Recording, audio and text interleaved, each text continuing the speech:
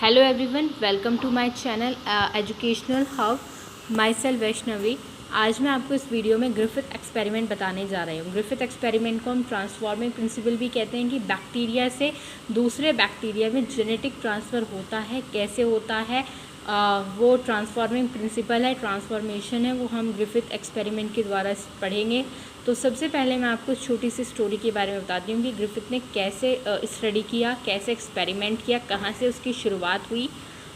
तो बच्चा हम इस वीडियो में यही पढ़ेंगे। 1918 से 1920 में स्पेनिश फ्लू पैंडमिक हुआ था, जो किसके कारण हो रहा था? H1N1 इन्फ्लुएंजा ए वायरस के थ्रू।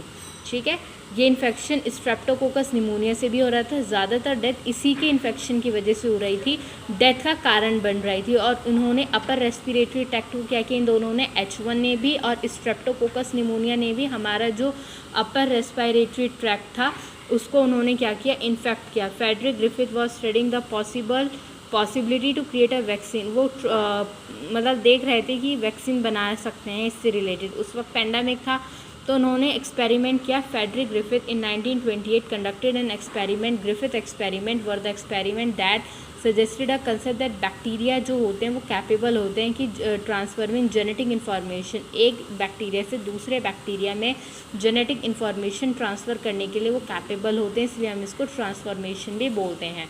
देखो, जो ट्रांसफॉर्मेशन होता है, हम जानते हैं कि बैक्टीरिया जो है बाइनरी फ्यूजन के थ्रू रिप्रोड्यूस करता है, लेकिन जो उसका रिकॉम्बिनेशन मेथड है, जीन रिकॉम्बिनेशन है, वो 3 मेथड से होता है: ट्रांसफॉर्मेशन, ट्रांसडक्शन एंड कॉन्जुगेशन। उसमें से इसका जो टाइप है वो ट्रांसफॉर्मेशन है।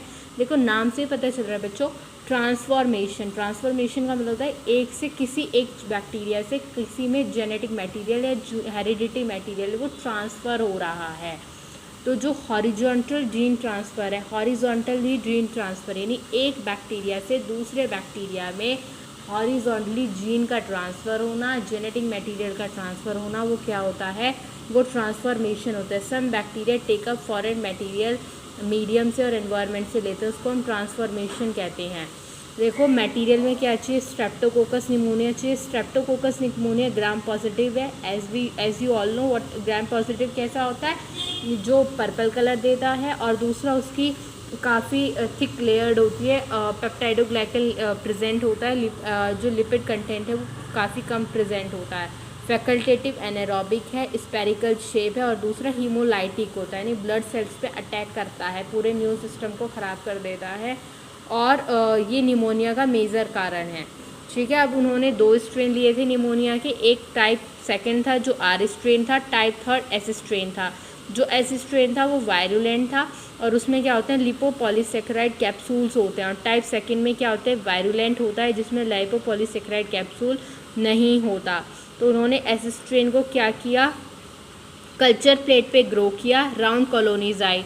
और आर स्ट्रेन को देखा तो रफ कॉलोनीज आई। तो अभी तक उन्होंने कुछ नहीं किया, सिर्फ आर स्ट्रेन और एस स्ट्रेन को लिया। एस स्ट्रेन को कल्चर प्लेट पर ग्रो कराया तो राउंड कॉलोनीज मिली, टाइप आर को ग्रो कराया तो रफ कॉलोनीज मिली थी।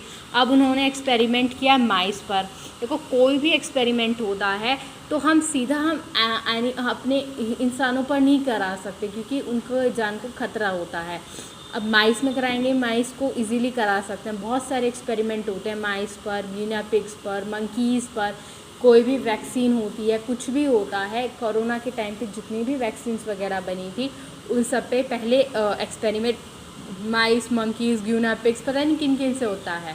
तो इसी तरीके से उन्होंने अपने केस 1 में क्या किया, माइस को इंजेक्ट किया एस स्ट्रेन के साथ। तो जब उन्होंने एस स्ट्रेन को माइस में इंजेक्ट किया तो माइस डाई हो गया, यानी जो एस स्ट्रेन था वो उसकी होस्ट की इम्यूनिटी पे आ गया था और उसके इफेक्ट करता है। तो ग्रिफिथ आइसोलेटेड, फिर उन्होंने डेड माइस से एस स्ट्रेन को आइसोलेट किया, क्योंकि जो एस स्ट्रेन था वो वायरुलेंट था, वो उसकी जो लिपोसेकेराइड थी वो डिज़ोल्व हो गई थी और उसमें एंटर कर गया और उनके नेचर को, मतलब उसके अटैक कर गया, उसकी डेथ हो गई। फिर उन्होंने आर स्ट्रेन लिया, आर स्ट्रेन को माइस में इंजेक्ट किया तो माइस जिंदा था, माइस अलाइव, क्योंकि वो ए वायरुलेंट था, इतना हार्मफुल नहीं था।